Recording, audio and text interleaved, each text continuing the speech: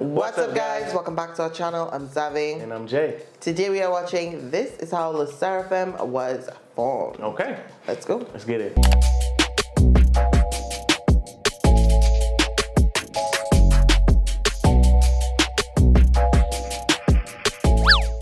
Today we get to learn all about the most hyped up girl group in honestly quite a while. Ooh. There's so much star power with the members they got and potential in this group that you could seriously be witnessing K-pop history in the making. They honestly shouldn't be called monster rookies, more like Titan rookies. We definitely have to check on all this stuff. We're going to cover how they were formed and discovered from pre-debut to training life and now debut. Nice.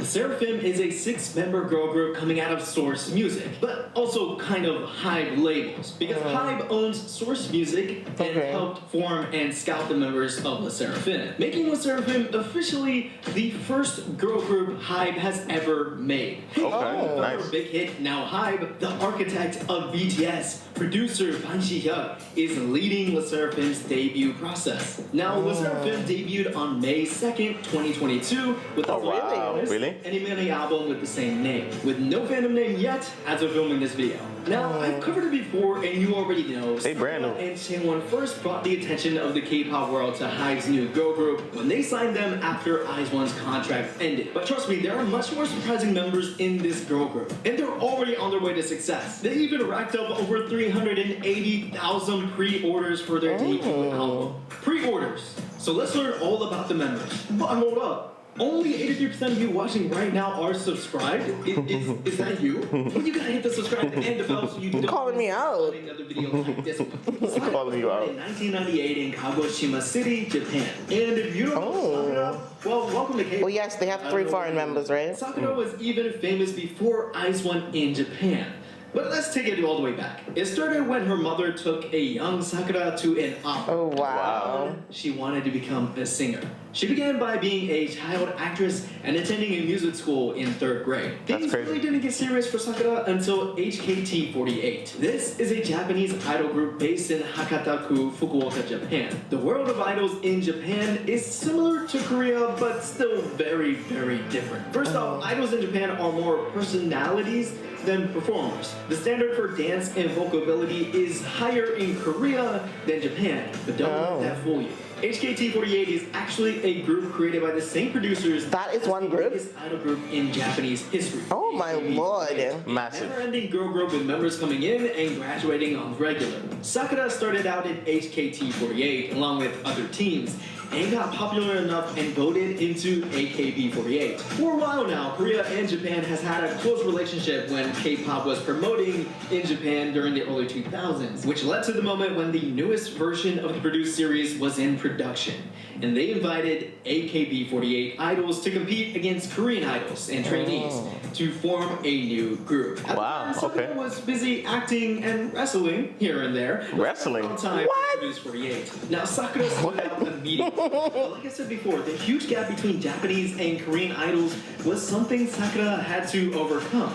And she did. She improved every single episode. Slowly, the Korean audience began to fall in love with her. Coming down to the nail-biting finale, it was between the now IVE member, Wonyoung, and Sakura, when it was revealed that Sakura would finish 2nd place. Still debuting in the latest produced group, IZ*ONE. Sakura made a name for herself in a whole new country in Korea. But once IZ*ONE's contract ended in 2021, that left a massive question mark as to what the future would hold for Sakura. And honestly, there were so many questions. She did so much before.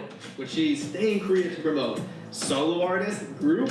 Really, there was endless questions. In the meantime, she did return to Japan. But the question mark would soon turn into a bigger one when articles started popping up claiming Sakura met with HYBE labels and are in talks to sign an exclusive contract. The home to BTS would soon be the home to Sakura and her new girl group. And just like that, the most recognizable face in modern K-pop, not just in Korea, but Japan as well, was debuting again in a permanent group this time, as Sakura debuted as the vocalist and new face of LYFT. Chaewon was born in 2000 in Seoul, South Korea. All signs pointed towards Chaewon joining the entertainment industry. Getting her education at the prestigious Hannim Art School in Seoul, Chaewon attended with many familiar faces in K-pop. Following the idol path led her to audition and join YOUNOW Entertainment, where she was a trainee there for only 11 months before Produce 48 started filming. Joined by others in YOUNOW like Hong Eun-bi, Chaewon impressed with her innocence and sweet voice, wowing the viewers and producers of Produce 48 enough to have her finish 10th to debut in IZ*ONE. And just like Sakura, once IZ*ONE's promotions was all but over,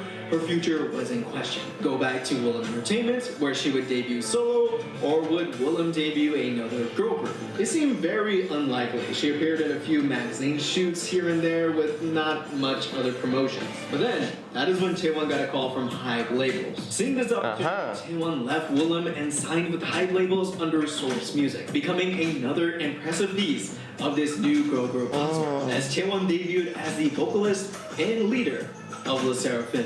Yeonjun was born in 2001 in Seoul, South Korea, but would move with her family to New York in the United States. Growing up in the US, Yeonjun is, well, of course, fluent in English.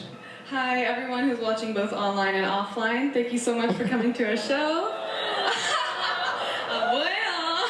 I also found out that one of her first experiences in music was singing opera in school. Wow. Exactly when Yeonjun got motivated to pursue a career in K-pop, but when she moved back to Korea, Yeonjun ended up in a decent K-pop company in Bledes Entertainment, home to 17.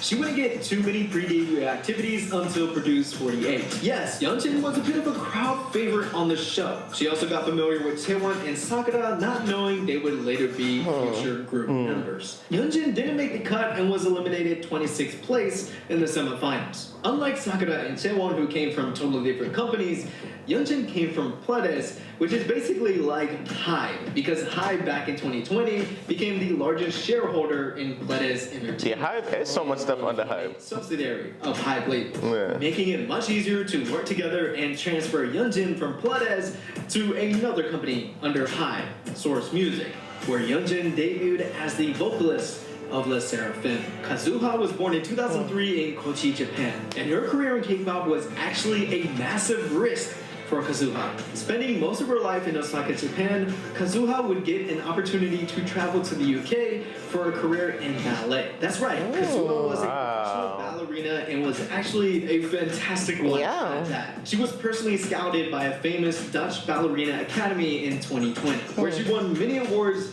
and competitions. Things could have been going better for her young career in ballet, but that's when HYBE representatives came into the picture. Reports came out after the signing of Sakura and Chaewon that HYBE representatives went all the way to the Netherlands to meet with Kazuha. HYBE went all out trying to persuade Kazuha to join them and become a member of their upcoming girl group. I honestly imagine it was such a difficult decision to make. I can imagine it, A really promising career in ballet, but then this opportunity comes in from HYBE. Kazuha decided to leave ballet behind and accept HYBE's offer, going to Korea and training for only 3 months. Kazuha really is a one-of-a-kind talent in K-pop, with her body proportions that are perfect for dance. Kazuha brings that to her group, debuting as the dancer and rapper of SSERAFIM. Kim Ga-nam was born in 2005 in Sangju, South Korea, and she's the member with the least amount of info about her so far.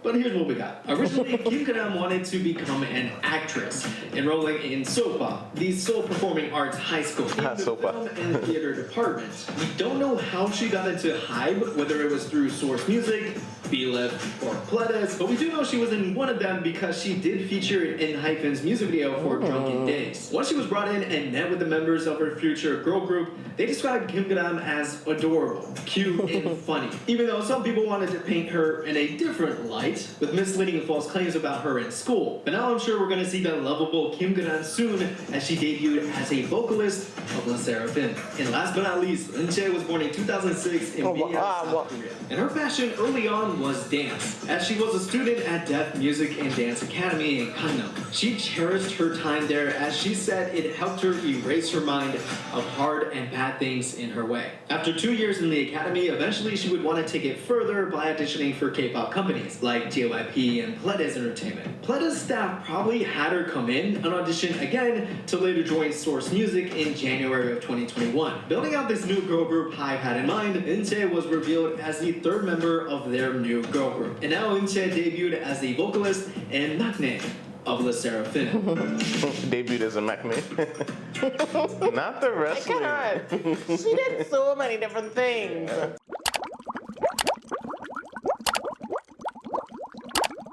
Wow, I really enjoyed this video. Very, very insightful. A good intro to them, but there's also like much more to learn about like them now, I guess. Them now, as a yeah. group. So it was sort of like, you know, them leading up to debut. but it's cool. It made me really interested in who they are as individuals as well. Yeah. Like they've led some very interesting lives So far, and they're so right. young.